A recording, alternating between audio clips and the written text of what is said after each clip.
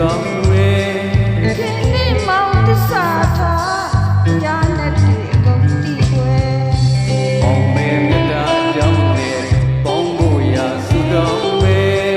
ခင်းနေမောင်တစ္ဆာထားညာနဲ့ဒီအကုန်တီးွယ်ချစ်တဲ့သူရဲ့ကြိုက်တဲ့သူရဲ့